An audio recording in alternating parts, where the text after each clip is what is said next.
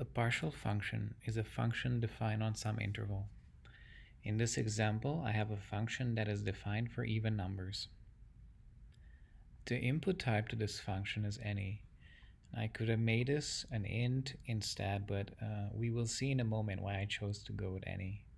And the output is of type int.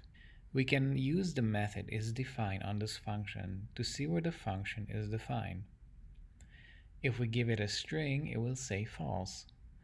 The same if we give it an odd number, but it will say it is defined for number 2, which is even. We can use a partial function to filter out elements from a list. Here we have a list of several types, ints and strings.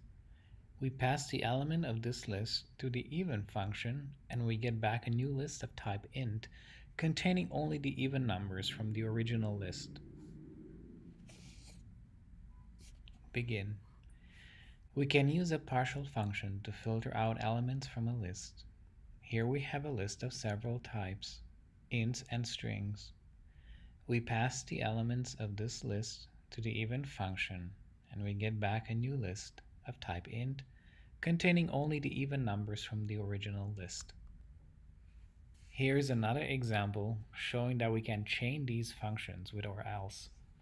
Or else is similar to and then, which we already saw, except that instead of doing an and, it is doing an or. And this example is going to show how this works. On line 1, we apply a function to integers in the list that will increase their value by 1. On line 2, we apply a function to strings in the list that adds suffix -man to any string present. Line 3 shows how two partial functions can be chained with or else. If the first one is defined, it will return a value. If not, then the second one is checked to see if it is defined, and that will return a value. And if it's not, you'll get an error. Line 4 returns true because at position 0 in the new list, we have 42. Line 5 shows the value at position 0 in the list. Since the list has only one element, checking if the partial function is defined on any indices higher than 0 will return false, as shown on line 6.